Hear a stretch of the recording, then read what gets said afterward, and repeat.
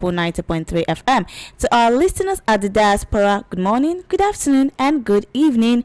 I'm wishing you all a happy weekend filled with love and happiness. How have your day been? Hope your day has been going quite well. Welcome to Recap once again on Voice of the People 90.3 FM, and I am your host for the show. My name is Faithfulness. Okay, I'm not alone in the studio. Like we all know, I have here with me Dr. Peter Onosike, our in-house analyst on today's program. Doctor, say something to the listeners. Good afternoon. Apologies for starting late. Oh yeah, he has apologized for starting late. Yes, I apologize as well. Yes, like we all know, we are taking it down here to 6 p.m. So by 5, I'll be opening the studio line so you can join in the conversation. Let's get started without wasting much of our time. You know how we do it on Recap. We'll take a look at some of the stories that made headlines during the week. It's a way of keeping you updated with the news. Let us now dive into the stories of today. I read out the news headlines of today. The first story we're going to be discussing this evening says Lagos opposes NPA's move to decongest ports by redirecting operations to Warri. The second story says security operatives ignored DSS intelligence, left KB school 30 minutes before attack. The third story says democracy under siege.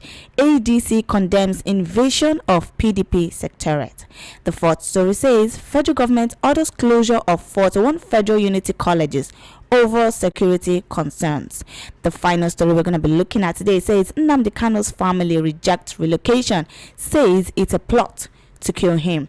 Now we're gonna move down to the details of the story. Don't forget, by 5 o'clock I'm gonna be opening the studio line so you can join in the conversation. But for now, as we analyze the story one after the other, I would advise us to start sending our messages, what you think, what you thought about the stories we are analyzing this evening.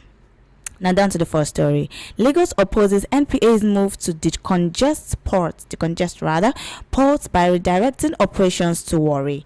The Lagos state government has criticized the Nigerian Port Authority (NPA) over its decision to shift operational emphasis from Lagos Port to the Warri Port complex, a move the authority says is designed to ease congestion at Apapa and Tinkan Island Port.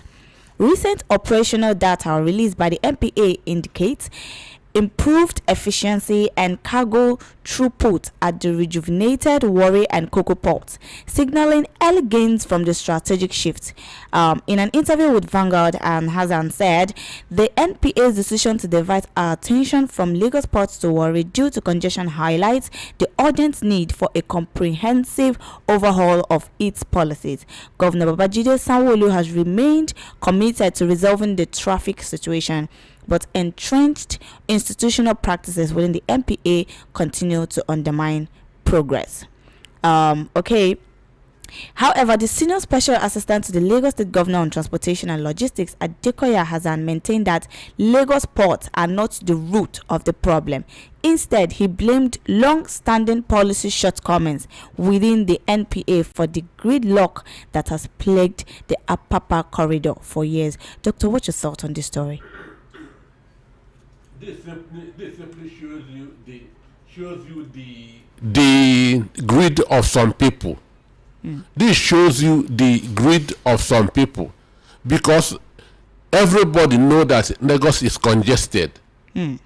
Everybody knows that, and it takes vehicles weeks and weeks to enter Apapa or Tinkan Wharf to carry containers. It takes weeks and weeks. But these people want everything to be going through them. And through this, they are frustrating Southeast and the South business owners. Because now it costs more than 1 million naira to carry a container from Lagos to Onitsha, or from Lagos to Aba, or from Lagos to Port Harcourt.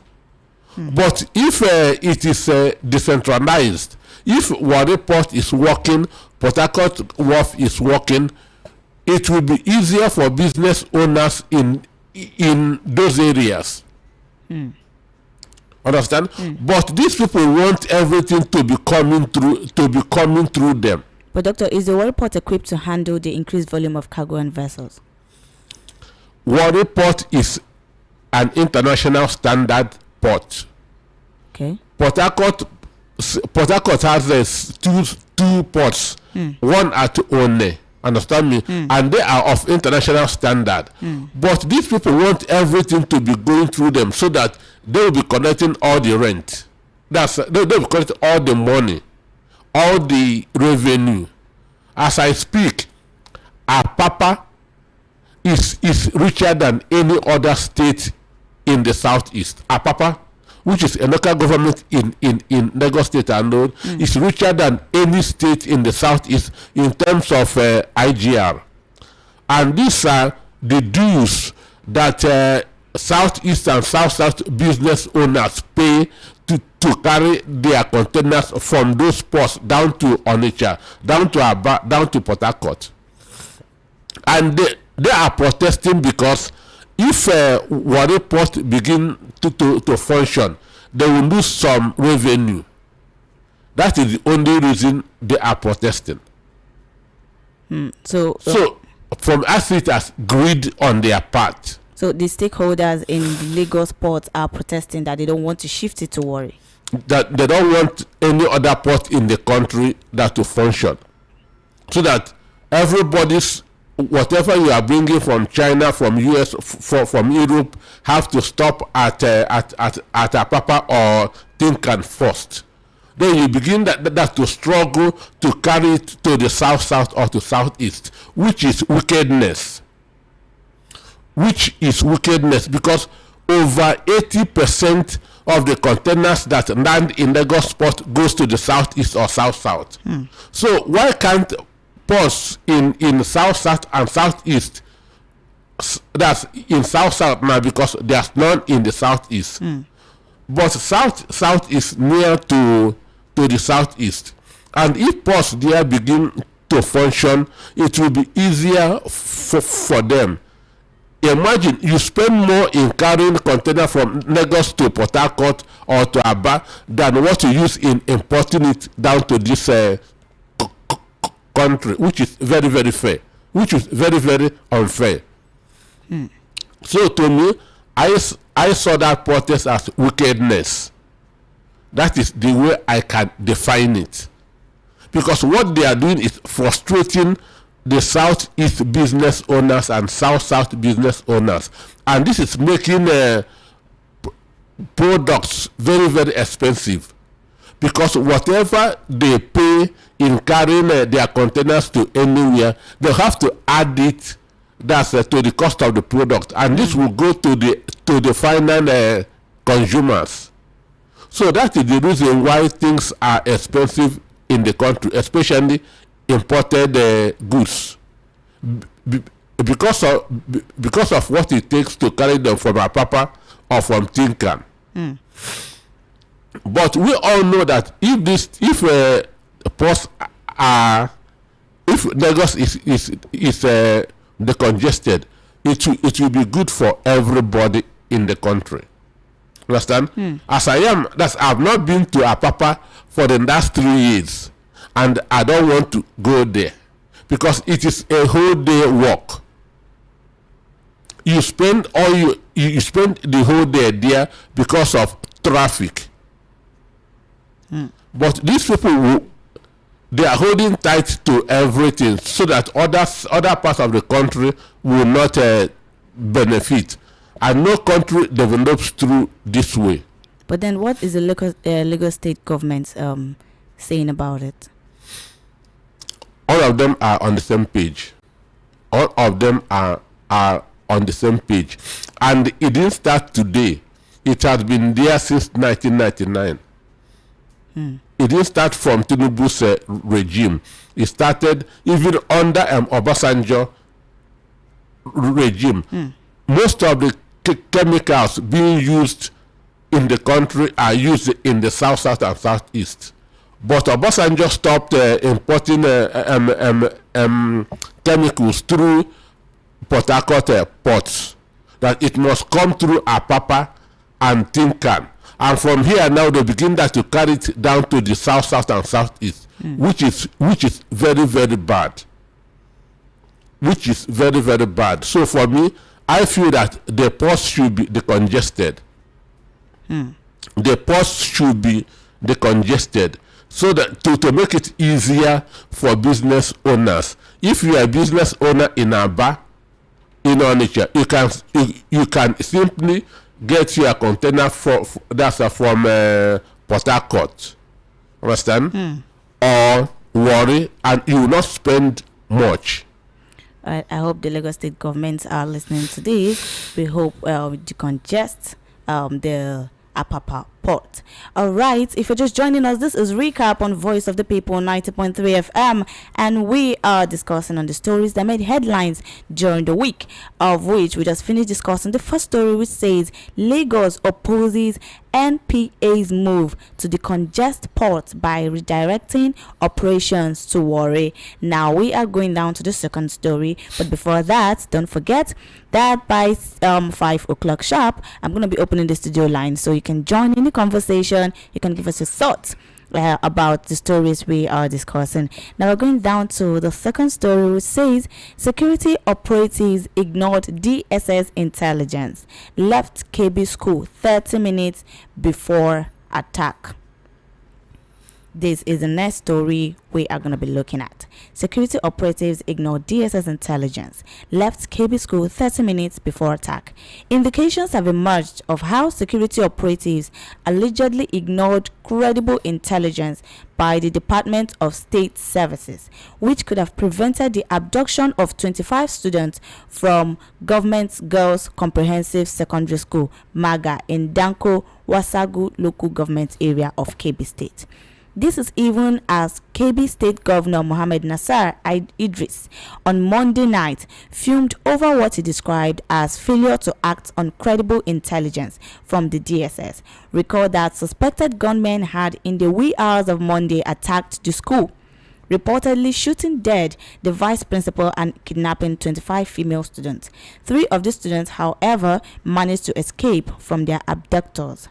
Security sources who spoke to leadership on Tuesday said that Governor Idris, who arrived at the school at about 6:45 p.m. on Monday, accused unarmed security agencies of sabotaging security efforts made by his administration. Doctor, please, what's your thoughts on this story? Well, he used the right word, sabotage, because I believe that sabotage is going on in the country. Because the same thing that happened in KB also happened in Niger State. Understand? Yeah, because read that out. There were also intelligence reports about it, but it was ignored, and about 251 students were abducted, including 15 staff. And as we speak, about 88 of the students cannot be accounted for. That's not those 251 are not that's among these 88. So 251 was abducted, but 88 are currently missing because their parents come to the school, they cannot see their children. So imagine such a situation. And this is exactly what happened in 2014 when Chibok girls were abducted. Because there was an intelligence that the school should not sit for that WAEC. There was an intelligence that the school should not sit for that WAEC. But they sabotaged that intelligence and they went ahead to sit for the WAEC. So is this fault from the school owners or the security in charge of the environment? For me, the governor of the state at that time was warned that the WAEC shouldn't go on. And what did he do about it?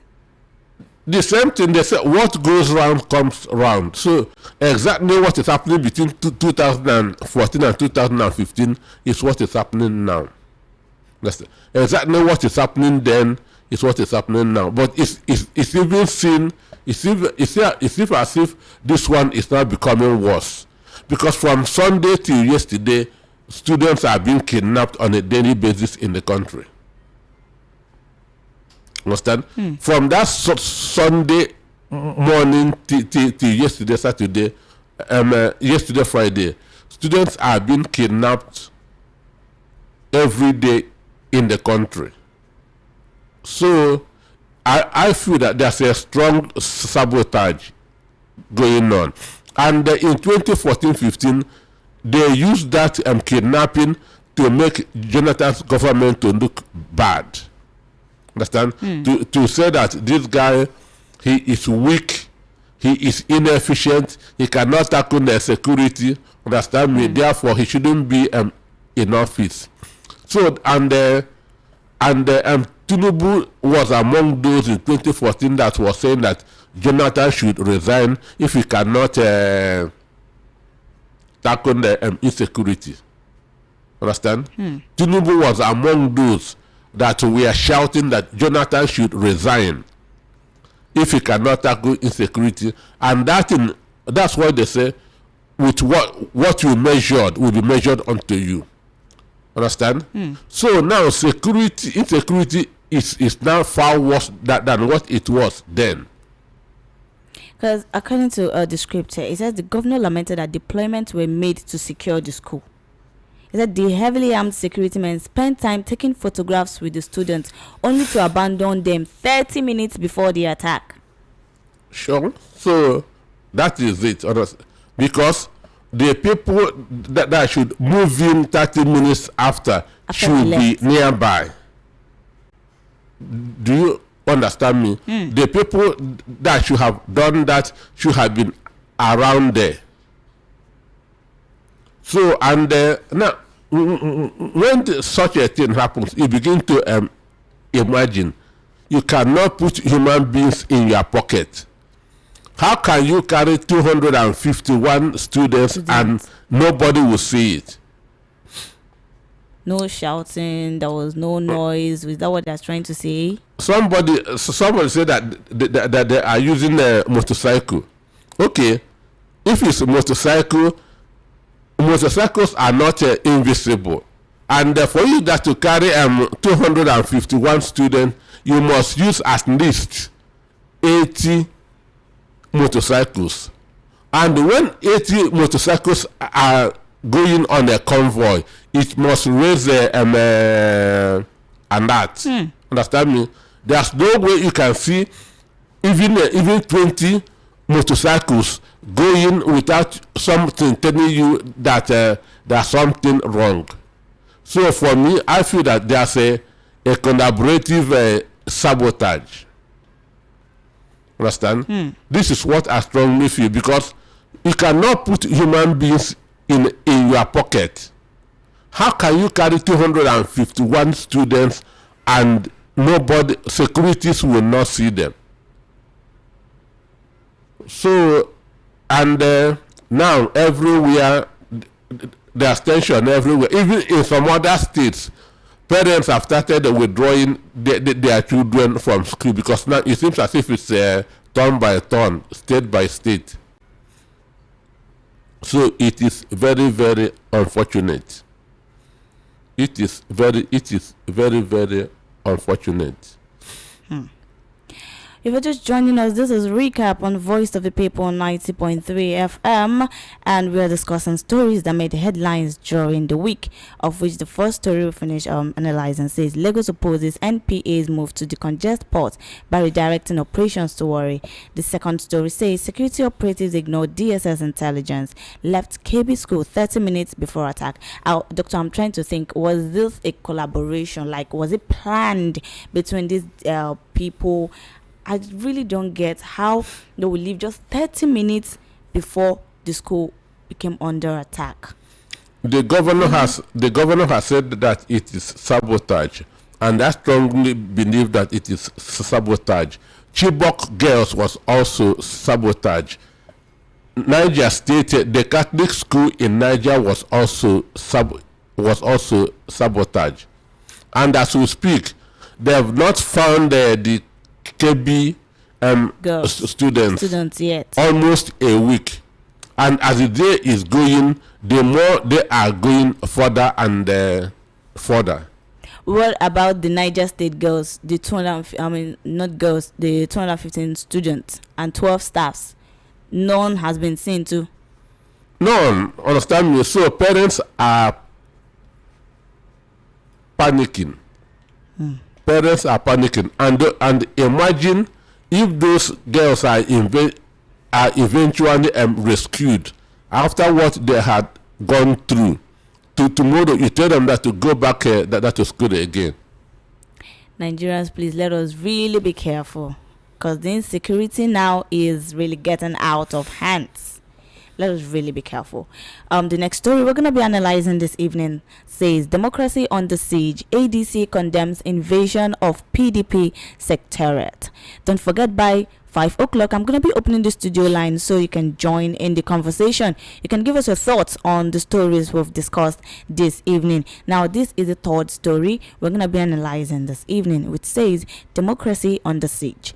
ADC condemns invasion of PDP secretariat. The African Democratic Congress has strongly condemned what it describes as a disturbing and dangerous assault on democracy following the violent attack on the National Secretariat of the People's Democratic Party (PDP) in Abuja by armed men under the command of senior officials of the ruling party, warning that the country's democracy is under siege. In a statement signed by its National Publicity Secretary, Malam Bolaji Abdullahi, the ADC criticized the Tinubu administration for employing violence in its bid to take control of another political party. The party warned that such actions are a direct threat to multi-party democracy and advance the ruling party's desire to entrench a one-party rule in Nigeria.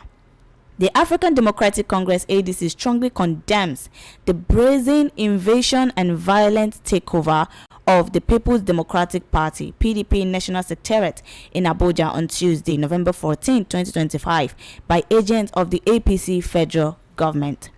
The incident, without doubt, is a dangerous assault on Nigeria's democracy, which must be condemned by everyone, regardless of party affiliation. Doctor, please analyze the story.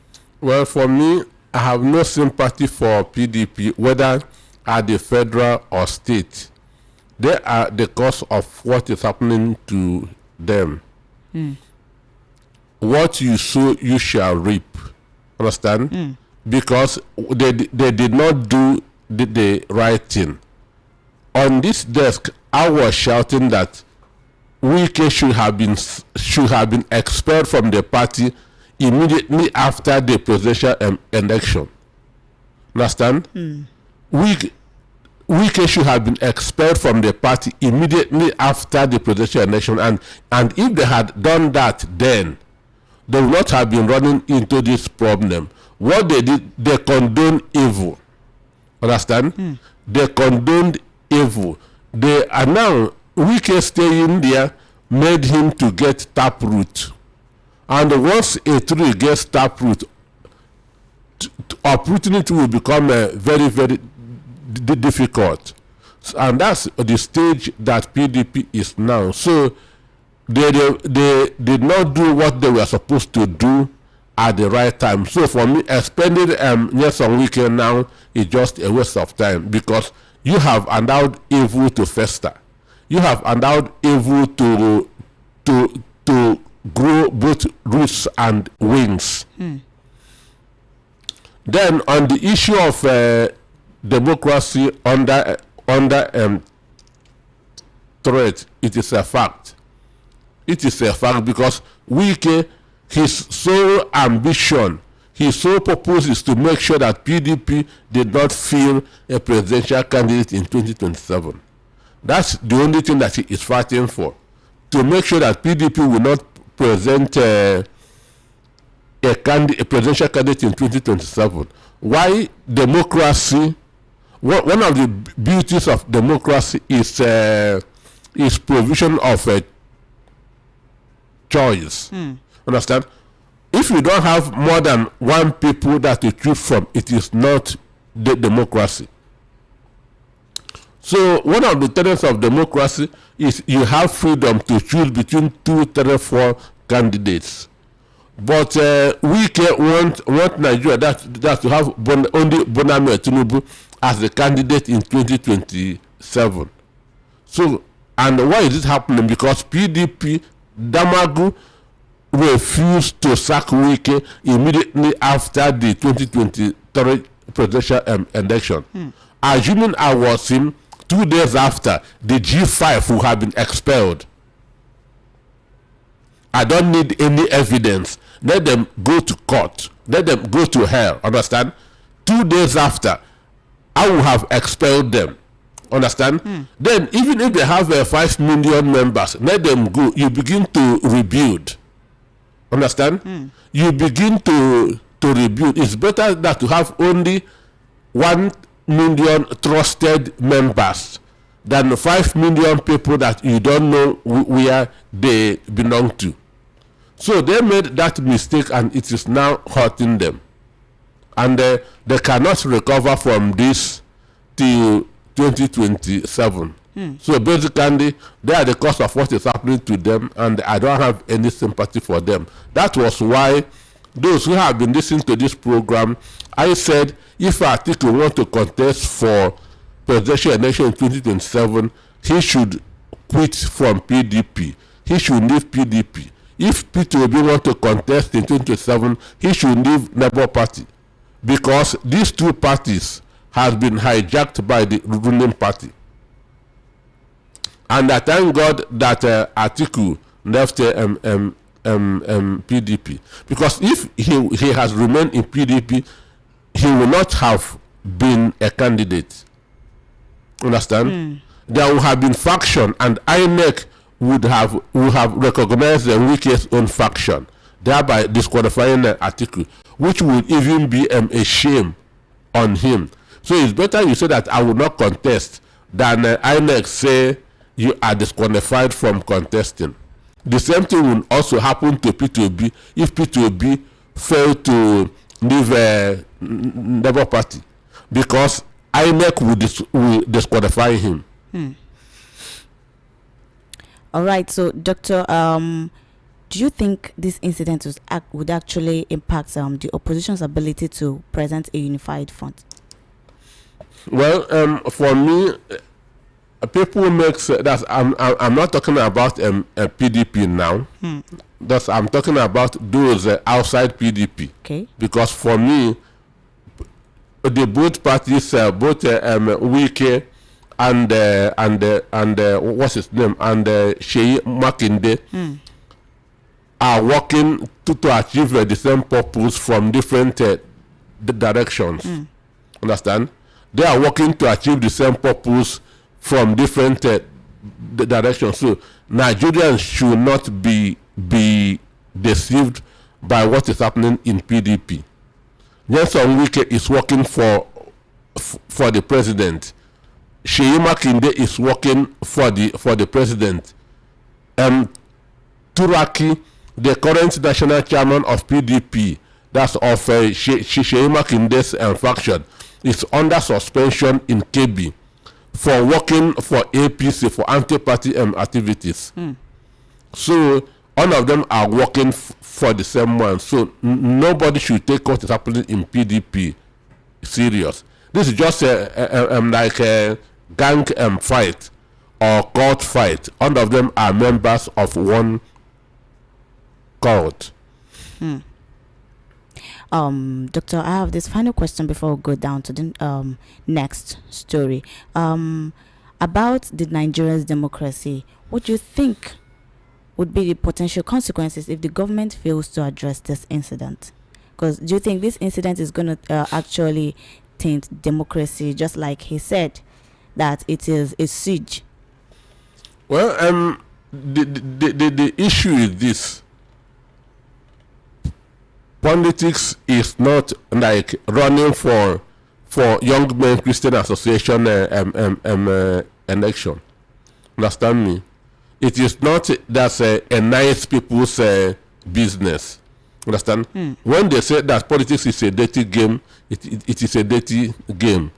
Politics is a murky water that you cannot swim it and not get stained and strained. Understand? So and APC is doing what they are doing that to make sure that they retain power in 2027. So those in the opposition should also come together and make sure that they restore power from APC in 2027. So you don't hold Bible in your left hand while going into politics. It is not a moral game. It is not a moral. So anyone going into politics must be dirty.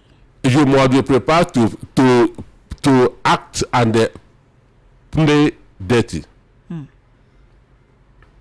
All right, if you're just joining us, this is a recap on Voice of the People 90.3 FM, and we are taking a look at the stories that made headlines during the week.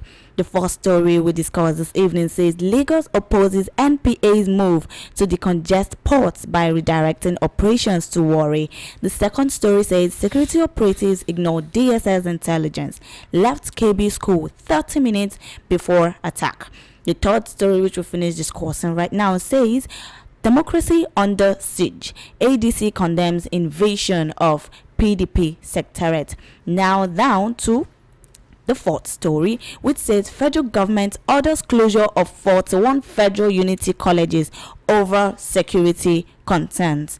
Don't forget, by 5 o'clock I'm going to be opening the studio line so you can join in the conversation. But for now, let your messages keep coming in. I'm seeing them all. You can start sending in your messages with the number 0817 175 6338.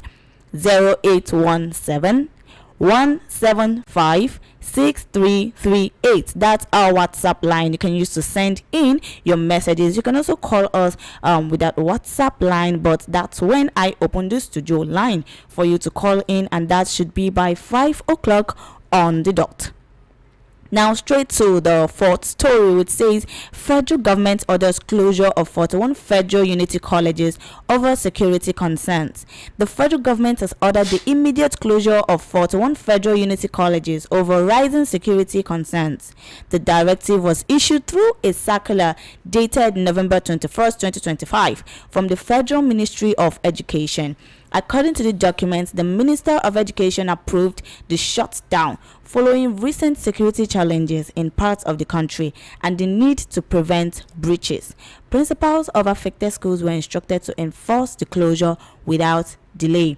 The ministry listed all 41 schools in states across the northwest, northeast, north central, and parts of the south. The circular was signed by the Director of Senior Secondary Education, Haja Abdul Kadir, on behalf of the minister. Doctor, do you think closure of these colleges is actually the solution to this insecurity in the country? Well, one, it is an admittance on the part of government that they can no longer secure schools. Understand me? There's no other way to talk about this. They have admitted their inability to protect the life of the citizens of the country. So since they are going to schools, understand, and now the schools have been asked to vacate, there's no way that they can go and get such number of people except in the schools. But doctor, I don't know. You will say you're not in the mind of these people that are abducting these people. Are they actually abducting them to get money, or are they trying to use it because of political issues, or I don't know, like? Well, for me, that's why I say I feel there's a sabotage. People may not believe what I'm saying. One, these incessant abductions is making Tinubu's government look bad. It is making Tinubu's government look weak. Understand? And Donald Trump sent a tweet yesterday calling Nigeria again a disgraced country, that he is angry about what is happening in the country. That Donald Trump said it yesterday again. Okay. Understand? So he said that he's very, very angry about what is happening in the country. So the issue is this: shutting down schools. One, when they give parents peace of mind, at least you know that your son or daughter is with you in the house. But then how would the child's education then continue, knowing that education is part of life? You have to be alive first to go to school. Right. So those people that were abducted, are they still going that to school? No. And even if they are rescued, the probability of them continuing that's in their education, it's gonna be difficult because they are already scared. Psychologically, it will take them years to get over the shock, because right now we don't know where they are, and these are secondary school children. Understand? They're on the adolescent age, and they could be in the forest, they could be anywhere outside their parents, and you don't know the kind of treatment they are going through, whether they are eating or not eating. So for me, shutting down the schools is a good move, and I know that some states in the north, Castina has also shut down every school in the state. Understand? So this is a clear admittance that this government is unable, cannot provide security for its own people. And I wonder if it's if APC is in the opposition, what they will have been saying now. I wonder what APC will be saying now, assuming that they are in the opposition. So for me, the step, instead of sending soldiers on a rescue mission, is good that the schools are shut down so that children will return back to their parents. Even if they are not going to school, let them be with their parents. Let them be with their parents, even though we don't know when this thing will end. Because as election is coming near, we are going to be seeing more and more of this. Because whenever election is coming near, there's always a tension. But this one started very, very early, 2025. I was expecting this thing to start happening that maybe from June of 2026. But they don't want to have a patient at all. They don't want to have, because what happened between 2014 and 2015 is what is repeating itself now. All right, doctor. What plans? Okay, I think about the students continuing their education now. Should I say is really a little bit out of it? They have to be rescued first. Yeah. So because as we speak, Chibok was 2014. Understand? So up to today, more than 80 have not been rescued yet. Understand? So so 10 years after, so you are still talking about school. So they should be free, first of all. That's for us that to know whether they'll go back to school or not, because now the country is on a boiling point. Okay, you talked about Trump. I would have asked you about any international support, like what President Trump is saying about. As far as I'm concerned, when you cannot solve a problem, you ask for help. It is not shameful to say, "Come and help me." Understand? It's not insult at all. It's not shameful to say, "Come and help me."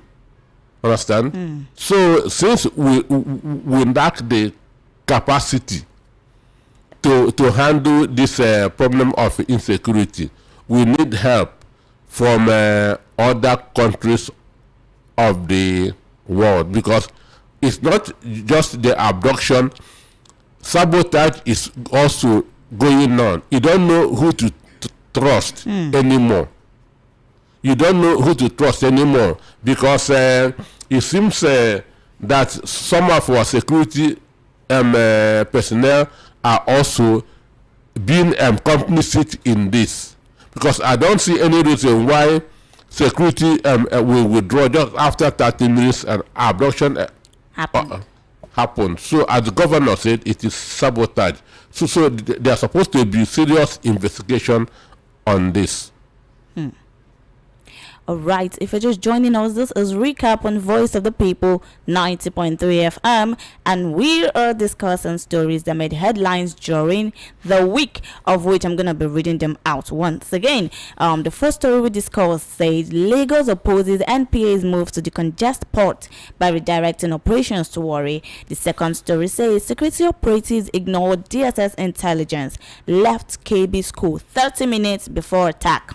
Wonderful. The third story says democracy under siege. ADC condemns invasion of PDP secretariat. The fourth story says federal government orders closure of 41 federal unity colleges over security concerns. When it is 5 o'clock, I'm going to be opening the studio line to hear your thoughts on these stories that are being analyzed here this evening. I am seeing your messages. Keep them coming. Keep them coming. Don't forget, first to come, first to be served. Okay, now to the final story before I open the studio line. And the final story is about Nnamdi Kanu. Nnamdi Kanu's family rejects relocation, says it's a plot to kill him.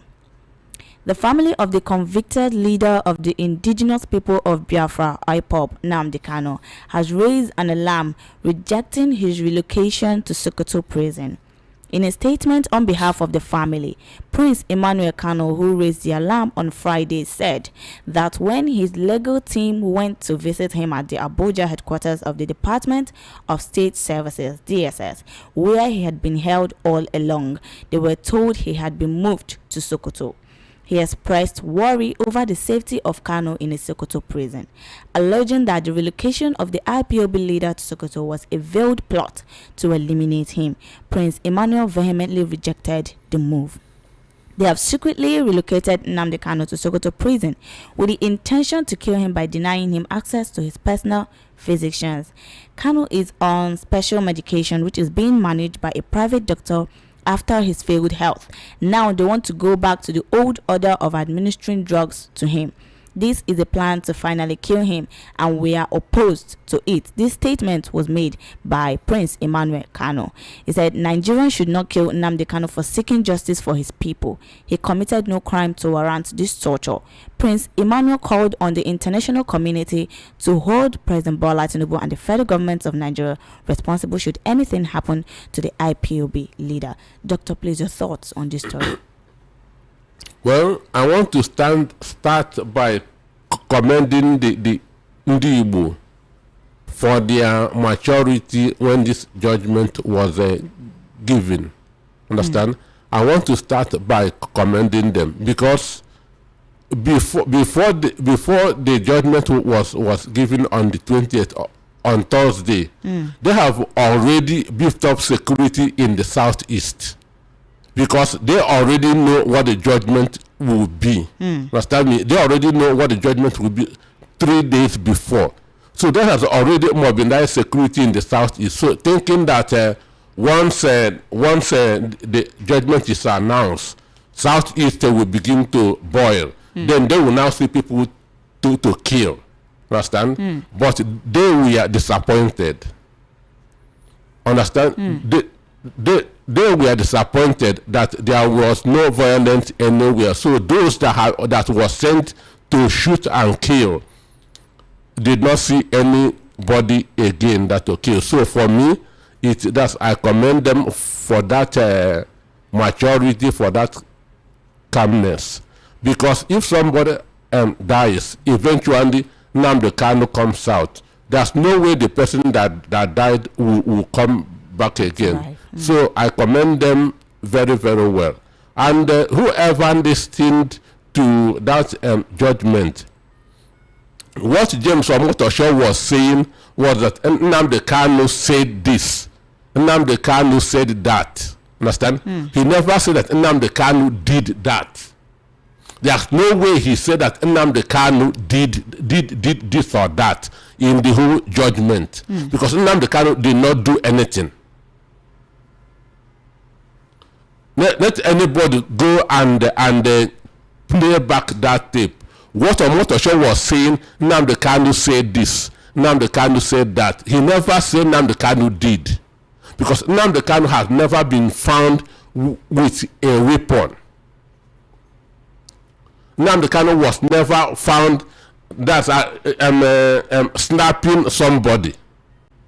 Understand? But imagine a member of ISWAP who killed a brigadier general in the army. Killed a brigadier general in the army, a one-star general in the army, was given 20 years imprisonment. Understand? Who killed a brigadier general in the army was given 20 years imprisonment. A member of ISWAP. Then Kanu, who all they said that he said this and said that, was given life imprisonment. So the issue is that it's judicial injustice. And what about the bandits too? It is judicial injustice, which to me is not a surprise. It is not a surprise. Understand? This is a judgment foretold. They already know the outcome of the judgment, and even on that day, on that Thursday, I didn't come that to work because I know that it is a very important day. I was in and in such a situation I need to be with my people, so I didn't come that to work. I went to a meeting of Ibodum, which is a credible, transparent, that's Igbo cultural, socio-cultural organization that goes across all the 7 Igbo-speaking states. So we were together, understand, and to forge a way forward, understand, because when such a thing happens, the best step you can do is to look for where your people are, people with integrity. So on that day, I was with Ibodum, that's in a meeting, and the president of Ibodum, Prince Chuks Yamechebe, who is the former chief security officer of Bandogo Business Association. In fact, Ibodum has 4 CSOs. Understand? So when that thing come, they made calls. Understand? They made calls. Understand? That's to make sure that everywhere will be calm, that there will be no violence anywhere, just to shame those who will think that Igbos will rush to the street and begin to maybe destroy property and so on and so forth, so that they will see who they will shoot. Understand? So I've been so the Ibodum made serious efforts that to make sure that or there's peace. That's everywhere. So those that have been stationed anywhere you see them trying to riot, shoot them, we are highly disappointed. And today, the information I'm getting, they are now being asked from the southeast to go back that to where they came from. That they come from, shamefully, disgracefully, because what they had wanted that to do in the southeast, their mission wasn't achieved because of the maturity of the Igbo people that's being calm. Because if you want a hater to fear you, if you want somebody who hates you that to fear you, there are 3 things you must do. 1, remain calm, remain silent, be unpredictable. Once he cannot predict what you would do, understand, he will begin that to fear you. And that's exactly what Igbo people did on that day. They were calm, they were silent, they were unpredictable. So those that were sent that to go and kill them were disgraced. So I feel that this is also an opportunity for Igbos that to get together and know who their friends and their enemies are. This is also an opportunity for Igbos to come together and know who their friends and the enemies are. So for relocating him to Sokoto, it is just that to make sure that he suffers. But why Sokoto of all prisons in this country? That is the part of the wickedness. That's part of the hatred. Because Nnamdi Kanu has been speaking against the Fulanis. Understand me? And when you talk about Fundanis, Sokoto is their head quarters. Understand? So they decided just to send him there as a way of punishment. But I still pray. This is a case of first instance because they have put appeal, and he will also be going that to court. Understand? This court, High Court is a court of first instance. There are still other steps. Okay. That is appeal court and Supreme Court. Okay. So taking him that to Sokoto, it means that federal government will have to be transporting him from Sokoto to Abuja anytime he has a case in the appeal court. And they will also be making money from it. Before, they say it costs 500 million anytime Nnamdi Kanu is going that to court. That's from Abuja, from DSS office in Abuja to the court. So now it can be costing 1 billion from Sokoto to Abuja. So a lot of people have become billionaires with this Nnamdi Kanu's case. But I believe at the end, victory will be for good things must happen to good people. All right, if you're just joining us, this is Recap on Voice of the People 90.3 FM. We just have 3 minutes to 5 o'clock to open the studio line so you can join in the conversation. But before that, I'm going to be reading out the stories once again. The first story we finish analyzing this evening says Lagos opposes NPA's move to the congest ports by redirecting operations to Warri.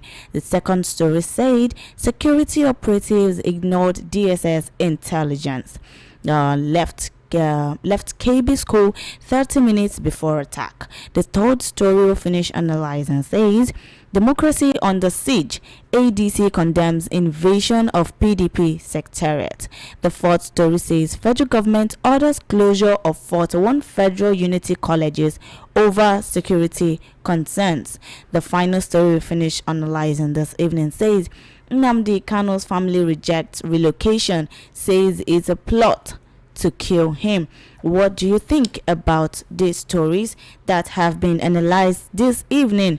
I will soon be opening the studio line to hear from you, to hear your thoughts about this story. But before that, I'm already seeing your messages. Yeah, you can keep your messages coming with the number 0817-175-6338. Now, Doctor, my final question before I open the studio line. Do you think the federal government have responded to these allegations made by Kanu's family? Well, it was made yesterday. It was made yesterday, and I don't think it will have any effect because they've already made up their mind. Then another thing that I will have to add to this is I want to say all those people, the Southeast governors who are saying that Tinubu is their friend, Tinubu is their this and that, that they have gone to Tinubu. Tinubu has promised them that he's going to release Nnamdi Kanu. Understand? The other person, the deputy speaker who is boasting he is number 5, he is number 6. Understand that Tinubu has promised him so and so. I want to say shame on them. Shame on all of those people in APC from the Southeast. It means that all of them are shoe shiners. All of them are inconsequential. Because if you are my friend, understand, and you have power to do something for me, and I ask you, please do this thing for me, and you don't do it, it means that you don't value me. That's exactly what it means. So those governors who are saying that they have known Tinubu for 100 years, Tinubu is their friend, Tinubu is this, Tinubu has promised them heaven and hell. Understand? At the end of the day, what happened? So it means that it doesn't matter where Tinubu is. Understand? It means that Tinubu does not value them. Understand? So that's why I say shame on them. They should cover their faces with shame. All those Southeast governors, all those people in APC that's in the Southeast, shame on them. All right, it is time to open the studio line. The number to call is 0700-903-903-903. I repeat, 0700-903-903-903. Who'll be my first caller? Hello, let me introduce my problem. All right, please do. Yeah, good evening. My name is Elder Prof. I'm calling from the summer. Elder Prof, go ahead. Yeah, let me start from the last comment of Dr. Nnamdi. Yes, Mr. Nnamdi. I have always been following him up. He has always been speaking the truth. He's been bold. And I just love him from afar. As a matter of fact, I bought his book and I've been reading. But I beg to disagree with his last statement. The statement he just made before I called. The Southeast governors or Southeast leaders, at this moment, you cannot fault them. You cannot, because this is a planned game. There is this proverb our former president said, Goodluck Jonathan, you cannot wake somebody who intentionally decided to sleep. Now, this is a planned game for the federal government to subdue Nnamdi Kanu and prosecute him, and then later grant him state pardon. And it is going to happen. And I think this one is Nnamdi Kanu. If he appeals, go to Supreme at the end of the day. This is a plan game. So now that the matter is no longer in the court, for instance, because if I am from Igbo, I am from other state, I'm a brother of Nnamdi Kanu, I will never advise Nnamdi Kanu to appeal, because it is faster to negotiate and get state pardon than to also continue the regular process of appeal and go to the Supreme. So, with our leaders, we never go to Tinubu, or Tinubu will never listen to them until the court process is exhausted. Once it is exhausted, the president will not show his power. And that is it. So, anybody faulting Ben Kanu or Nnamdi or the service leaders at this moment, when you go to Tinubu, Tinubu will tell you, I don't want to. Yeah, Tinubu will tell, let me run up. Tinubu will tell you, I don't want to affect that the matter is still in the court. And that is it. Thank you so much. Thank you very much for calling in. Doctor, do you have anything? Yes, okay. I want to react. All right. These governors have been saying that they have gone to Tinubu, Tinubu has promised them.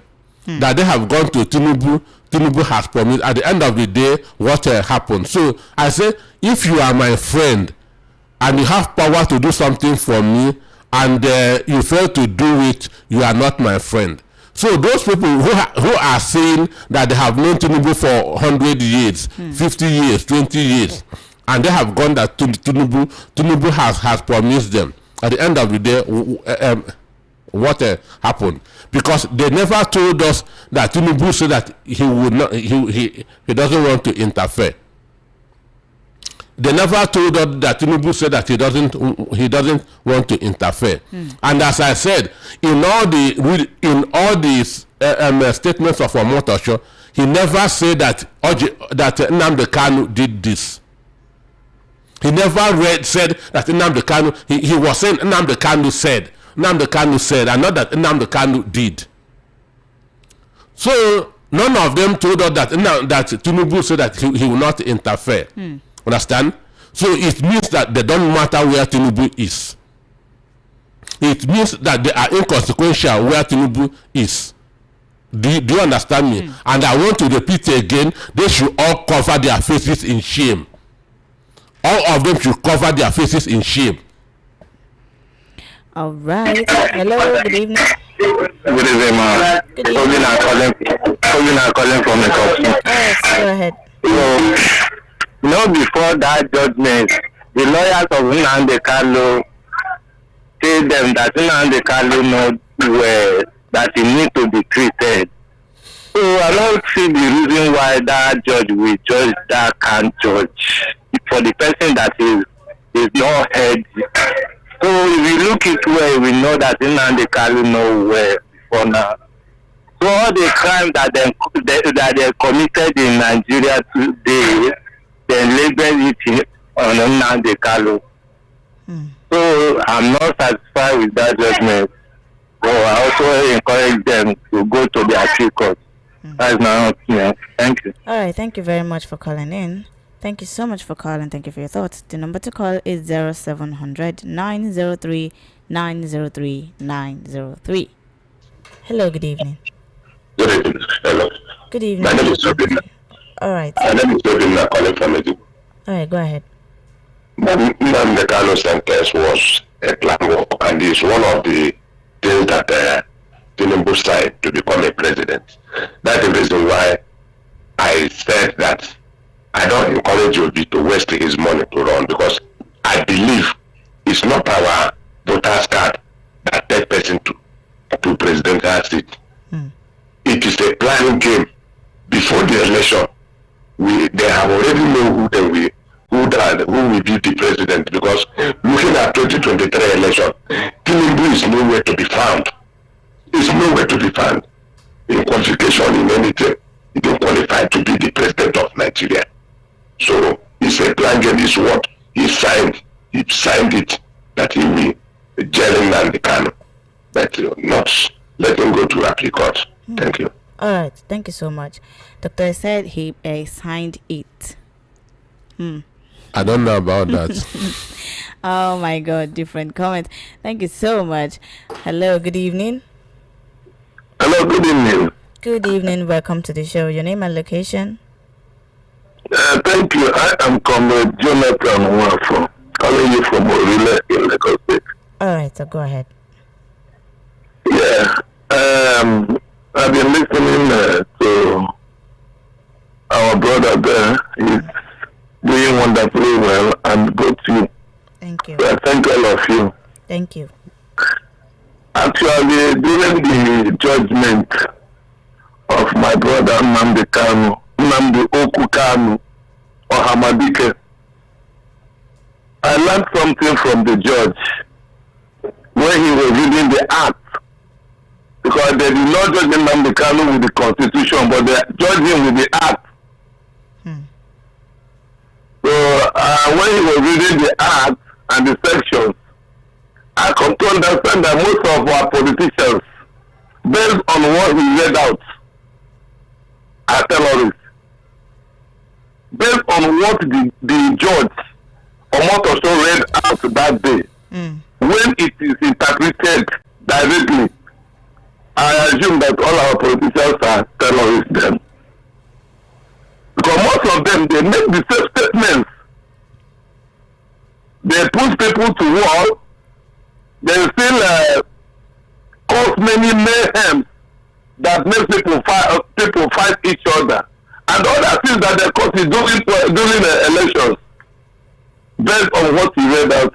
Most of them are terrorists. So they are almost to be looking and be judged and be sentenced. So actually what happened to Nnamdi Kanu is just a planned deal. And most of the people that planned it is the people that normally come to tell us that they went to meet Tinubu.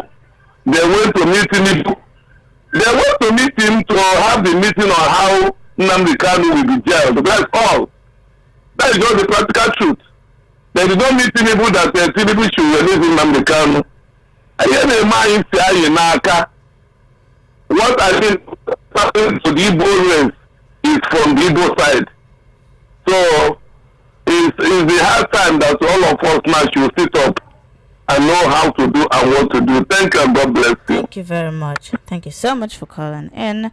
The number to call is 0700 903 903 903. What do you think about the stories we analyzed this evening?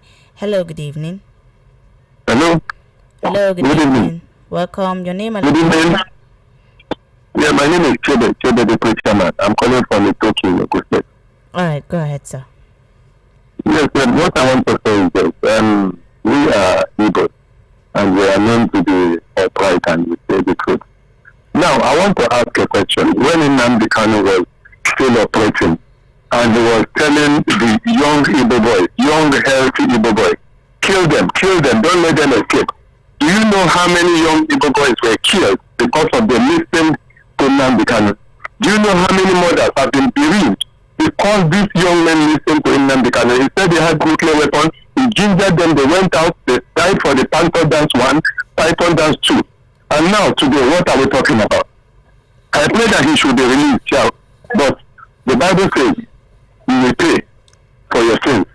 Secondly, before I round up, my dear sister, hello? I'm hearing you. Go ahead.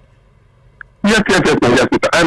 Now, in Lagos, they said they said to decongest what do they call it? The port in Lagos. Port, yes.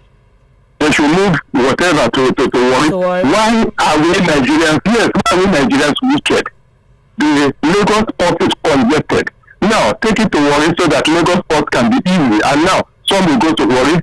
Our people are saying no. Why is it so? And now, my dear sister, the people that they kidnapped, they said the police, the military men left the place 30 minutes before the kidnapping issue happened. The case has been settled. Let us go and arrest those people that were there that left the place. Let them tell us the people that ordered them to leave. Thank you, my dear sister. Have a blessed day. Much. Thank you so much. Thank you so much for your thoughts this evening. The number to call is 0700 903 903 903.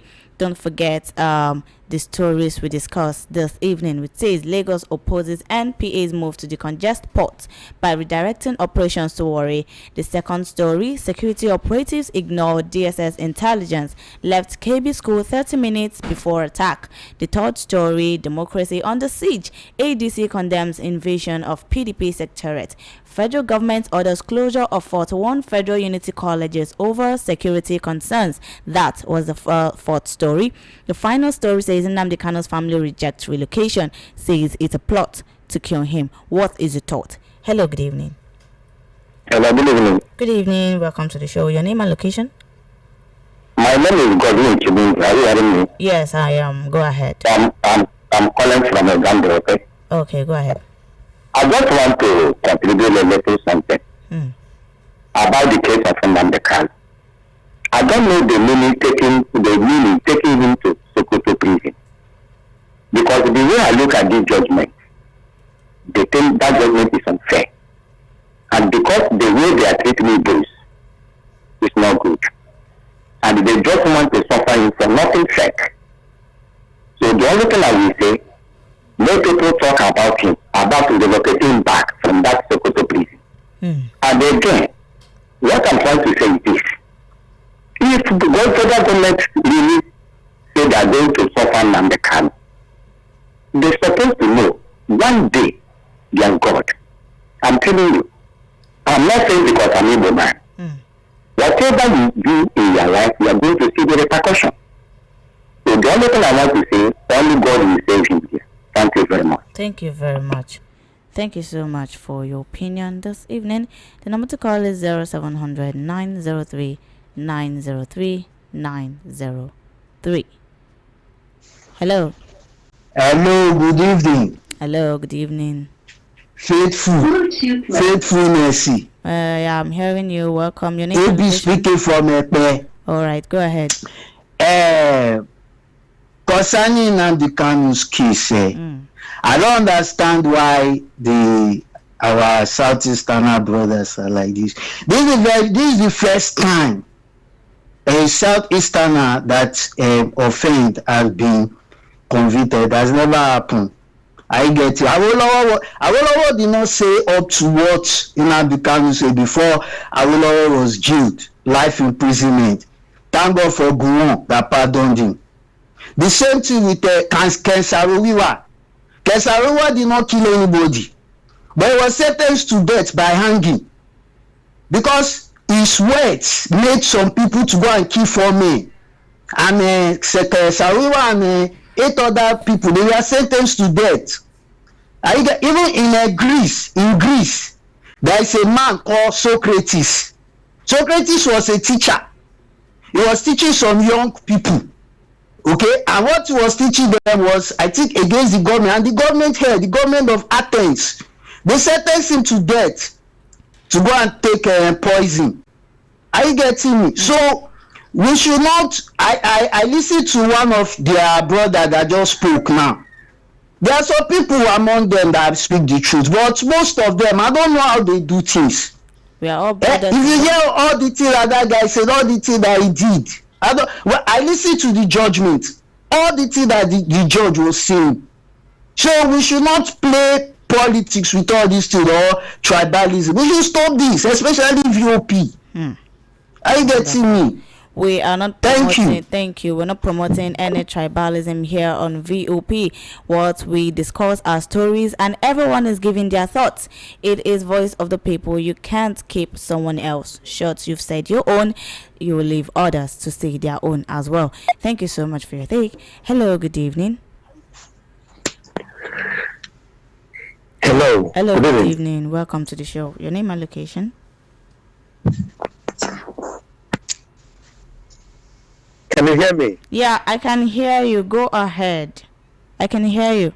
Yeah, I'm calling from Germany. Maz is my name. I know a lot of people have their own opinion. Good evening, Dr. Anosike. Good evening. Thank you so much. I know that people are emotional.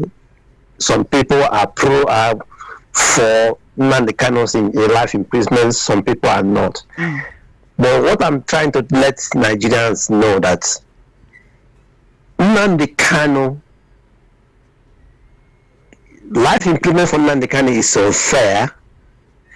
You know, it's very unfair because over here, I don't know whether you know about O.J. Simpson's case. Very well. Why O.J. Simpson case? Why O.J. Simpson was set free?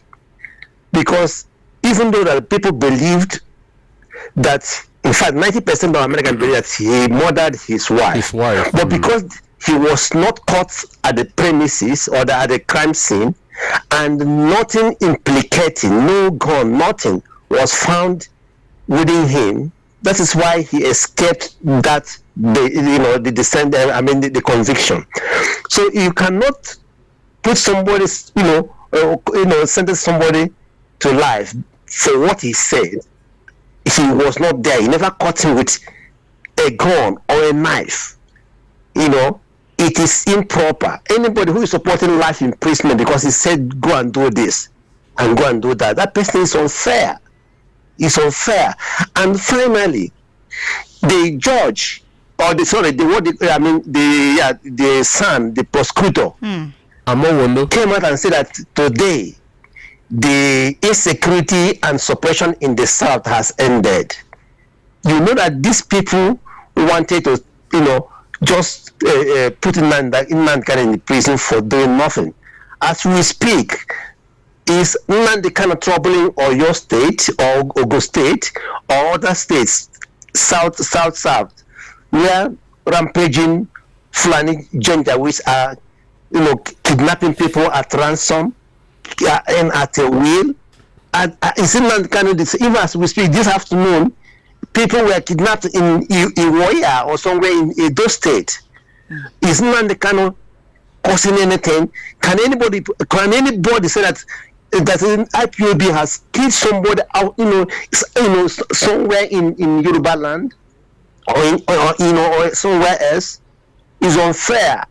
If you want to sentence him, give him somebody says, okay, so yeah, this is okay, but not life imprisonment. Do you know what life imprisonment is before? Just a mere saying, he said this, he said that.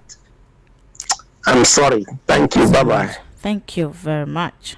Thank you so much for your take this evening. It's so saddening, but what can we do? The number to call is 0700 903 903 903. Hello, good evening. Hello? Good evening. Your name and location. I am Charles. I'm calling from Ijebu. All right, go ahead.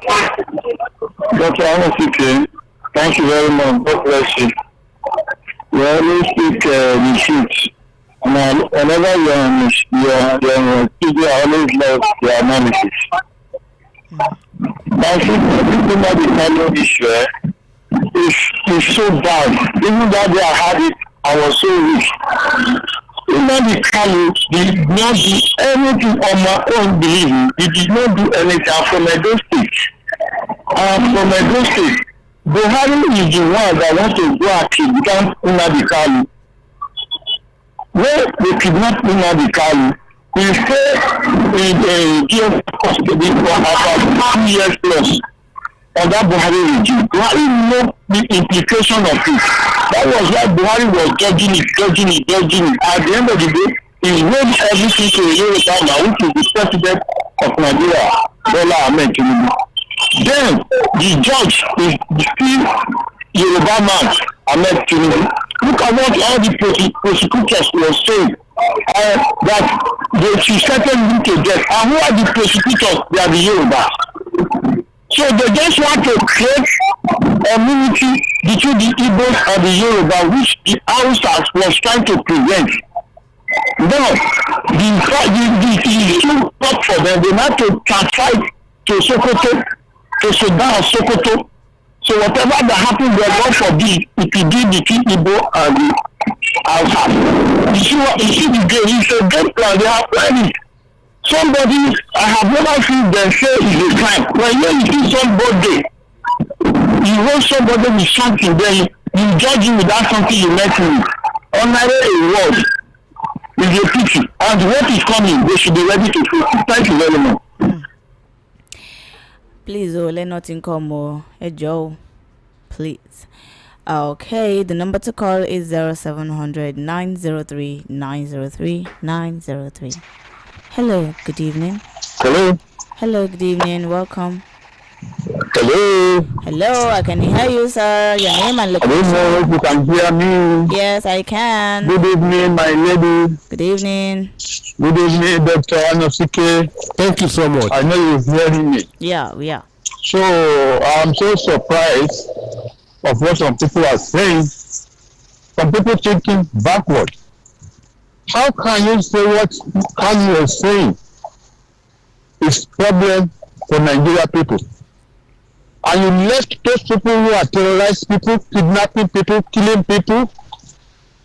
You sentence someone 20 years who already paid behavior, and you sentence someone by talking like this. Let me tell you this, Dr. Anosike, I'm not surprised of the sentence, because I know it's a script.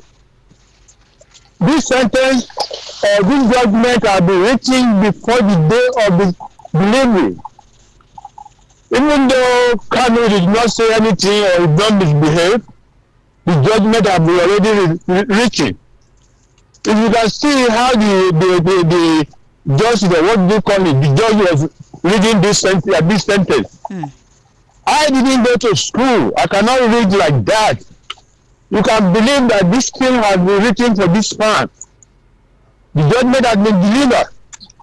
By taking Kanu to Sokoto, it's deliberate. It's deliberate. They took him there, told them, and tell them, whatever you want to do with him. We are talking of genocide. Kanu sentence is a genocide. We are talking of disgrace. Kanu sentence is a disgrace to Nigeria. You demarcating your country by yourself. Nobody is demarcating Nigeria by the government by themselves. All right, sir. Please round up. What did you do? Look at someone saying that what Kanu was saying is bad. I don't talk about Bedejo. What did they call me?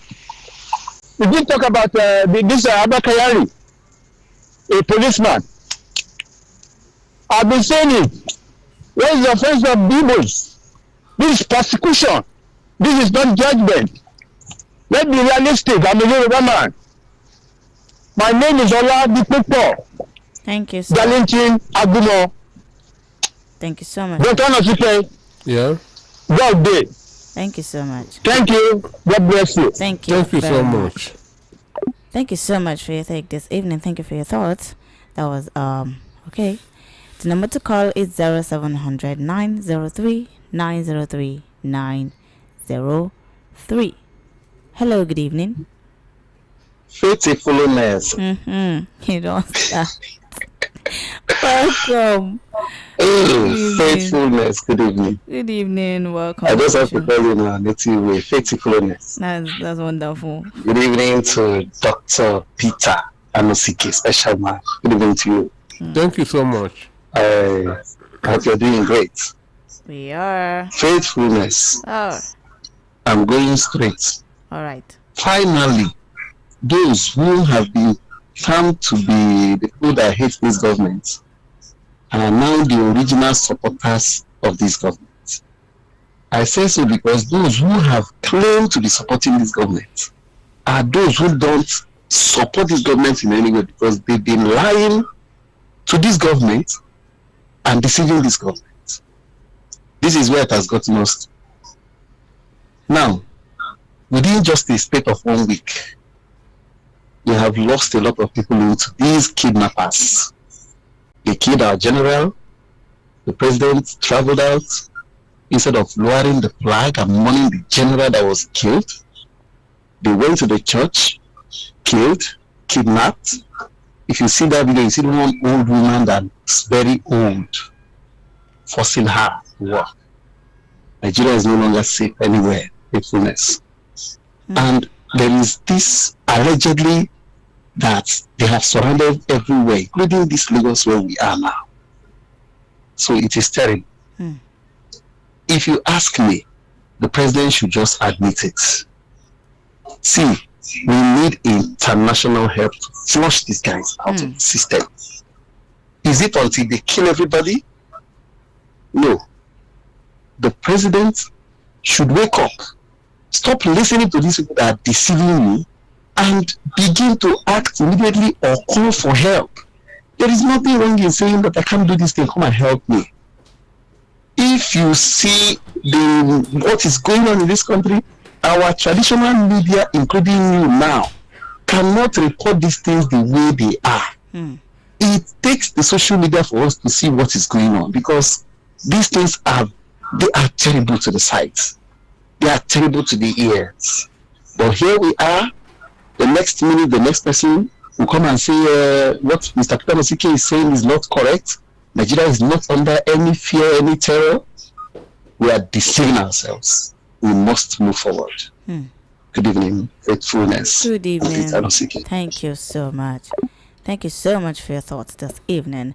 The number to call is 0700 903 903 903. Hello, good evening. Hello, good evening. Hello, good evening. Good evening, Mr. Darity. No, it's Dr. Peter Anosike. Dr. Peter Anosike, forgive me. In fact, I respect your analysis and I look forward to most of your appearances in political issues like this. Let me go straight to the point. We understand that the Kanu situation is a travesty of justice. If we want to go by, if we want to say that what the judges did were right, we should start from the president, MC Oluomo, Sheikh Gumi, and the likes that have heated the politics after the time of Jonathan and during the time of Jonathan. We know all these things. They are on archives. We know people who incite the public. If his case were that of incitement. What about his own that was destroyed by the federal government? Has it been compensated? Are they not talking about that? Now, to the insecurity, I don't want any security operative or parastatal to come and tell common Nigerians to search for information of these terrorists that they know where they are. How would they be informed of a premeditated attack or a certified attack and then do nothing? And somebody will say the government is innocent in it. The government is actively involved because I cannot understand, despite our intelligence, if it's people that talk the truth now, they can find these people. If it is Yahoo boys, they can find them. But just to get these idiots that they sponsor, they cannot get them. Please, sir, don't do that. Please, sir. I'm very angry. Thank you very much. Thank you so much. Thank you so much for calling in. Give to the government. Thank you very much. Thank you very much. Thank you so much for calling in. Please, we don't insult people here. Please and please and please, I beg you. Please, we don't do that. Hello, good evening. Good evening. Good evening. Welcome to the show. Good evening. Good evening. My name is Ralph, calling from Sunlight Town. All right, Ralph, go ahead. Yeah, the issue of Wiki that Wiki is playing the games Mr. Tinubu sending him to do. It's just a normal thing they're planning together. That no position will stand. I love the way Mr. Dr. Musika has been talking about it. That they destroy PDP, destroy Labour Party. Let's know what will happen. They say they need to so-called federation. I don't know what they're saying now. But the truth is, my question is that I don't even know what the court is doing about all these things. Like Nigeria, the way they tell you that some individuals just hijack Nigeria, do whatever they like. So what is playing the games Mr. President something to do? That's why he's doing it with boldness. Even with the talk, the person of our thief, they use the rector. So that was giving the whole morale. This is what Nnamdi, when people call and say that Nnamdi can say this, according to the lawyer, according to the judge. He said that, they said baffles me so much. Think about what say. What are the women have been saying? What are who arrested him? This Asare Dokubo, during election 2023, as was working in a state of Abuja with life gone. What are we talking about all this? With life gone. So what is about Nnamdi said that? What of Usoro? If you said that people to be killed in the election, who arrested you to giving about what they said? What that Igbo leaders or Igbo politicians pleading with Tinubu or not? What happened to what society there 3 days ago? The what has been written. No matter who said Tinubu is the way they want it. It is about policy. I don't care. I don't need Tinubu doesn't need anybody's vote if you want to win. From what I'm saying today. But starting people who say they did not do the best or whatever. We say people that fight us with to divide us more. That they do know the supposed to do. Where is the law in everything we do? Must not be about a particular tribe or whatever. What happened to one person about all Nigerians? It's not for one person, it's just for all. It's not about a tribe. It's not about every show with it. It's not about this government today, every night. There's anybody arrested you to replace him. What happened in the intentional, they clearly do it to pure injustice against man, they can let them put it in that way, and they clearly do it. God bless you, doctor. Thank you very much. Thank you so much. Thank you so much for calling in. The number to call is 0700 903 903 903. But before we pick more calls, I'm going to be reading out some of the WhatsApp messages for our YouTube family. I'm seeing your comments. Thank you so much. Good day, VOP. This is Americana from Argo. Since it's only talk, you guys keep talking. Okay, keep talking. Igbos deserve what the government is doing to them, because they just want to be selfish and only complain with no actions. Nigerians are all talk, no action. Americana from a go. All right, thank you for your message. Good evening, Faithfulness and VOP family. Well done, Dr. Peter Nasike. Let NPA decentralize Lagos Port, Warri, Oni, and Calabar Port must work. Is wickedness protesting this good move by Lagos State government? We are watching as it concerns MNK's matter. I hope nothing happens to him at Sokoto. Imagine a man who says, let my people have freedom in Nigeria, or allow them to go through referendum. KB, Niger, and Kwara State terrorists are on rampage, no arrest. Is Nigeria truly a disgraced nation? Now, wow, Churchill from Ikorodu, thank you so much for your message. Good evening, it's Adeyemi Kamoru from Banana Island, Lagos. Nigeria didn't collapse when Isaac Adakaboro was sentenced to death for leading a separatist movement. It was not considered an injustice by the people of Nigeria then, and nobody threatened repercussions against either Aguiyi-Ironsi, Emeka Ojukwu, or Nigerians as a result of Isaac Adakaboro death sentence. Adeyemi Kamoru, I really don't understand your sentence or your message, but thank you so much. Good evening, Dr. Peter. You are doing a good job there. Please, this is Peter Anosike, not Peter Osifu. I beg you. Good evening. Oh my God, this message is. Good evening, VOP and Dr. Peter. I love the analysis of Dr. Peter, but one thing I don't understand is port control by local government, state, or federal. It doesn't if the port, like Apapa port, all this port, is it being controlled by local government or state or federal? It is federal, but they also pay tax to the local governments. Okay, he said if it's federal, how can we say that it's greediness of a state or local government that is causing the concentration of this port in the locality? Maybe he doesn't understand it. Lagos State government protested against the congestion of the ports. They want everything to be centralized here. Yeah. Understand? Right. MPA wants to the ports to be decongested. Lagos State government say no. But everybody know that Papa Tinker is already congested. Lagos itself is already congested. Okay, so South was at the helm of affairs for a period of time in this nation. Why doesn't he decentralize these ports at the time? In the past, I've been in opinion that region can build their own international seaports if federal government is not helping issue. Okay, I need little analysis on this, and I hope you got it, Elder Isaac from Idimo. He has done the analysis already. What an unfortunate situation we found ourselves. Insecurity can only happen when those charged with the responsibility of protecting lives and property fail. They are keeping mute like nothing is happening. Public schools, of which majority of them benefited from for free back then, are closing down due to insecurity because it hasn't reached their doorsteps and none of their kids are in the schools. Farmers can't go to farms, worshippers can't go to church and mosque anymore. Pedestrians are scared of someone coming behind them. Those traveling on the road aren't left out for fear of being kidnapped or killed. Everyone is now living in fear. The silence of those in charge of this nation's affairs are raising so many questions about complicity. All right, this is from Comrade Abraham. Right, Comrade Abraham, thank you so much for your message. VOP, thanks for bringing us to the happenings in the nation. Presidents of the USA have said it all, that Nigeria is a disgraced nation.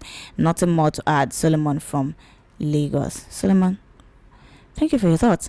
Faith, I ask politely, the 400,000 police security the government used to deploy to monitor and secure the election during off-circus election, during governorship election, where are those security now that insecurity is rampaging the entire country? Ola from Ota. Ola, if you ask me now, who I go ask? Good evening, Faithfulness, and Dr. Wike is doing exactly what Tinubu sent him to do. Wike has decided never to allow any opposition to stand before the ruling party. My question is, where's our judiciary in all this? I don't see why a big country as Nigeria is operating only one seaport. If not for the continued marginalization of Southeast, why can't they build a working seaport in the Southeast? Nigeria has failed as citizens, and I don't see Nigerian army doing their job alone. US and Trump should come to help Nigeria. Raf from Satellite Town. Thank you so much for your message. Hello, good evening. Hello, good evening. Welcome to the show. Your name and location? Thank you, my sister. I'm Samuel calling from Mojo. All right, go ahead. First, God bless you for your work. Thank you. I'm the party. God bless you, my dear. Exactly. I didn't meet you before, but because of the first caller that called, I was dying, but the number was not going. I'm joining my party to. I'm supporting the last state move that all the governors in the east should be ashamed and that is shame. I think my sister, I don't know what's going on, but it doesn't mean I can see completely for all our leaders in the land, mostly our politicians, and mostly the governors. Now we are not to kill to this way. You know, call is breaking. Hello? Call is breaking. I can hear you very well. You can hear me now? All right, I can hear you. Go ahead. Oh, something that they have tried now. But what did they do? What the effort of government is? So this nonsense judgment just passed on Thursday. What I want to promise this man, James or whatever they call him, and those who asked me to do that because what they asked me to do, he did, is that judgment of God will come. He will pay. My sister, mark my words. They will see what they have done. Now they can't go to Sokotabi, maybe go somewhere and die. You and will not die there. You will not die there. God will say, and you will come out. The judgment of God will be upon as many of them that join hands and do this thing. Let's watch and see. Thank you much. God bless you, my dear. Thank you very much. Thank you so much for your thoughts this evening on these stories. Don't forget the number to call is 0700 903 903 903. But no one is actually talking about the democracy under siege. No one is talking about all right, I think you guys are talking about the closure and insecurity and also the congest port by redirecting operations to worry. Okay, the number to call is 0700 903 903 903. Hello, good evening. Hello. Please move away from the radio set. Thank you. Hello. Sir, can you please off your radio? Please, I Michael on the line. Please, sir, off your radio or move away from your radio set so that we can hear you very clearly. We are having a feedback from here. I'm going to be reading out some of the WhatsApp messages again before picking some calls. Faithfulness, the adoption is to prevent the Americans from attacking the terrorists. If Americans and military knows that there are school children in the forest, they cannot strike easily, knowing so well that innocent children are there. Good evening. Okay, Sunny Best from Air Force Base Ikeja. Thank you so much for your message. Okay. All right, I don't think this message is for me. Good evening, Faithfulness and Dr. Anosike. I'm talking about insecurity in Nigeria. The president, Tinubu, has overplayed politics with insecurity since everything about him is politics. Hope you can see the results. He rushed to change his service chiefs just because of the coup rumor. The likes of Nuhu, Ribadu, the NSA, IGP Egwetokun, the immediate army chief who was promoted to CDS, and the two ministers of defense should have all been fired. Look at the way the US Congress were doing what the Nigeria Rubber Assembly could not do. Truth is that the government is in a state of confusion because they didn't plan for this. They should just call for the international help. John from Ejaniki, thank you so much for your message. My name is Onyechere. The big guns in the north are against Western education. That's why they're trying hard to close up schools. Please, greet Fine Favor for me. Who is Fine Favor? Doctor, what will you say about those Igbo people in the southeast that are saying that Nnamdi Kanu's words did against them? Some said their family members died because Nnamdi Kanu was fighting for Biafra. Please, what can you say about it, sir? All right, on your chair, I think you need to continue listening to get your answer later. Good evening, Faith and Dr. Anosike. Hussein Ishmaila is okay. Food soldier killer. This message is too much. Okay, food soldier. Okay, Hussein Ishmaila is a terrorist leader. Food soldier killer that has slaughtered thousands of innocent Nigerians was sentenced only 20 years imprisonment, which he can appeal and regain his freedom soon. Nnamdi Kanu only made comments on social media but was sentenced to life imprisonment. My question to Dr. Anosike is: President Tinubu is Yoruba man, Yoruba judge, Yoruba prosecutors, Yoruba Minister of Justice, Yoruba DSS director are only the ethnic group that prosecute Nnamdi Kanu and Igbo's marginalization case. Did he think that Nnamdi Kanu case will bring more division and enemies between Yoruba and Igbo, especially in Lagos? Secondly, is it possible for judge to convict someone for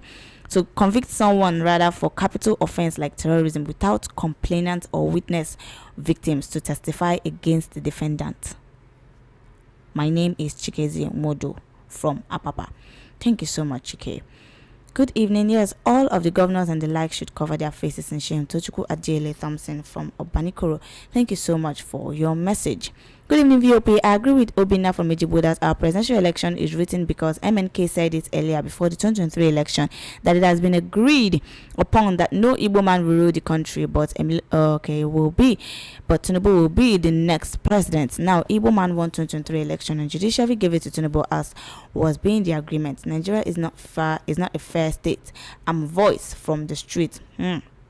Voice from the street. Okay, please, with this, it means that MC Oluomo and the Oba of is a terrorist and need to sentenced to life in prison for what they said during election. Okay, and the Oba of Lagos, George from AJ City. George, thank you for your message. Oh my God, this is much. Good evening, VOP. Leko from Lagos. When a purpose is not known, abuse or misuse is inevitable. See the trajectory that happened under this APC government. You will know they don't value education from mass failure. All right. All the listings. Okay. Thank you so much, Dio, for your message. It is much. I don't know where I'm gonna start from. APC governments pay premium on 2027 elections. Then your doctors. Welfare, even your welfare. Look at the number of doctors and nurses that left the country under APC government since 2015 till now, in thousands. Same doctors that would still treat them in foreign hospitals. All they know is borrow and task to lose. Live luxurious lifestyle, kill opposition for 2027 election gains. You can see that the worst of us is really the best of us. Truly, there was a country. Thank you so much, Lekon from Lagos, for your message. Hello, good evening. Hello. I think you need to call us back, and the number to call is 0700 903 903 903. Good evening, Faith and Dr. Nosike. In insecurities in Nigeria, anyone expecting Tinubu to do any meaningful progress must be a pretender in the highest order. When your president openly tell you and me that he will continue where Buhari stops, please, we all know that Buhari was okay. And so expect such negative achievement from Tinubu. According to him, Tinubu said that his name is supposed to be in the Guinness Book of Records, but it's going to be in a negative way. Faith, we know reason why we did not protest against the judgment, because our son Nnamdi Kanu Tinubu and his followers are battle ready to demolish our remaining buildings in Lagos and kill us, but God disappointed. Okay, please let us put this record straight. Awolowo was jailed for 10 years, sent to Calabar prison, and was released by Ojukwu during the Civil War because Ojukwu was in charge of the East, including Calabar. Let people go and understand history. Mayor from Ikoturigwe. Thank you so much for your message. Good evening. On the movement of cargo out of Lagos, I want to ask, why are people against moving some cargo out of Lagos? And what are the disadvantages to people in Lagos? OED from Agege. Thank you so much, but I don't think I can read out all your message. I'm gonna try. I hadn't listened to this program, and I repeat the view of all. He who comes to equity must come with clean hands. I want to ask the doctor this question, and answer must be straightforward because different intellectuals are listening all over the world. All right, doctor, I think there is a question for you. It says, when you instigate people with a word and it leads to killing people, is it a crime by law? You said what? OED from Agege is asking. He said, when you instigate people with your word and it leads to killing people, is it a crime by law? Who was sentenced here? Nnamdi Kanu was sentenced.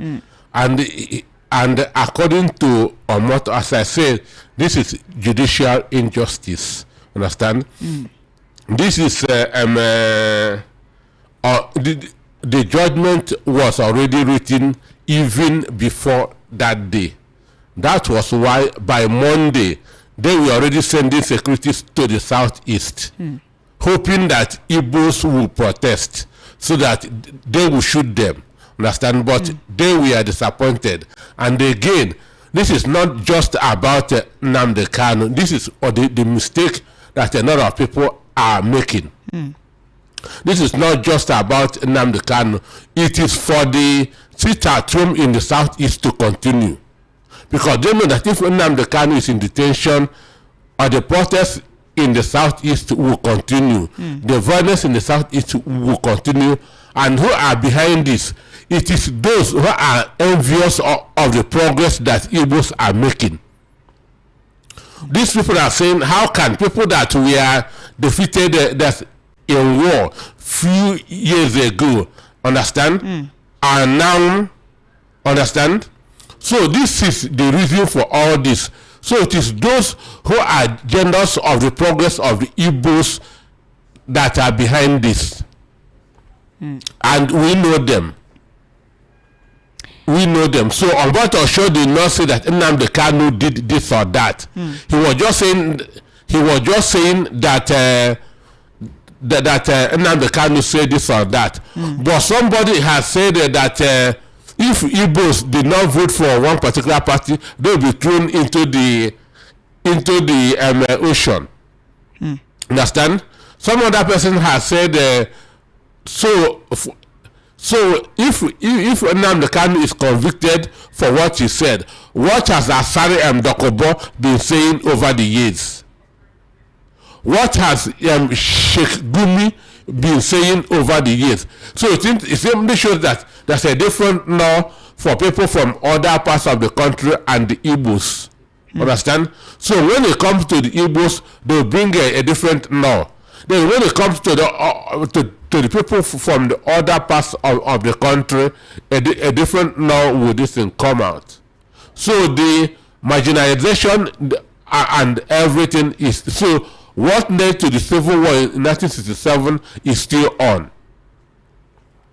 What led to the civil war in 1967 is still going on in the country. Okay, good day, VOP. This judgment is a clear miscarriage of justice and a calculated attempt by the Yorubas and Fulani to humiliate and ridicule the entire race of Igbos as a revenge of the 1966 war. But they will never succeed. They will never succeed.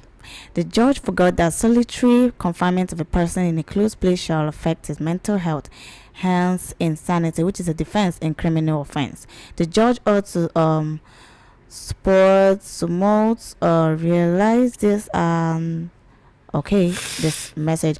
And I'm not making the statement that Nnamdi's attitude in court is enough to put him further out from the closeness of human beings and denied gadgets that can calm him down. This is very unfair and acceptable not to talk of from a judge that ought to know and understand by a judge. From Ken in Lagos. All right, thank you so much, Ken, for your message. Who is the president? Just come down and ask yourself. Oracle really. Wow. Okay, thank you so much for your message. This is not one nation. Let's all separate for peace. Ayende from Ijoko. All right. Good afternoon, VOP. Augustine from Lekki. My take is Nnamdi Kanu committed a treason against the federal government. So you can't compare him to a kidnapper or any criminal case. Wow, are you serious? Remember when the children in Kanu State were protesting against this government and they were arrested and taken to court for judgment? But the people come to say they should be freed because they are children. The children also committed treason too. Treason against the federal government is not a small thing. Augustine from Lekki. Okay. Faithfulness, I'm really surprised that you caught. All right. Chinazo, I'm very sorry I did that. Don't be offended. Good evening from Adeyemeka Moro from Banana Island, Lagos. Isaac Adakaboro was sentenced to death for treason by Major General Agui Ironsi for attending to seceding from the Nigeria. His actions were declared illegal by the Eastern region led by Emeka Ojukwu, who invited the federal government to help quell Adakaboro's separatist group known as the Niger Delta Volunteer Force. Dr. Nusiko, good evening. Okay, I pray that Almighty God that will serve, intervene and set Nnamdi free from this ugly condition. Ifeanyi Chukwu from Egbeda, thank you so much for your message. Good evening, I'm Ejima True Love. Those that are rejoicing of injustice should continue, but remember that life is a siege. My advice to the Igbo governors is to act now because this injustice will reach their own children. It's not copped now. This Pontius Pilate against MNK will hurt them and all people that have hand in his conviction. Treat a child the same way his fellow children were treated. Ejima True Love, thank you so much for your message. Good evening, faithful. Gorgeous. Okay, thank you. MNK incited his IPOB cult loyalists against Ike Ekweremadu when the senator went for a new Yam festival in Germany. Ekweremadu has beaten and stripped naked like a common criminal due to the incitement by It is and I. It is and I. All right. Doctor said it is a lie. Anthony from Anthony Village. Okay. Anthony from Anthony Village. All right. All right. Oh God. Thank you so much, Ope Kehinde, for your message. Dele from Ikorodu, I greet you. Thank you so much for your message. Emmanuel, thank you very much for your message. Ijoma from Ogun, thank you so much for your message. Hong Kong, okay, I didn't see the name. Okay, Architect Olalikon, thank you so much for your message. I really appreciate it. Dio from Lagos, thank you so much for your message. I'm gonna call it a wrap. I'm gonna wrap it up here with this final call. Hello.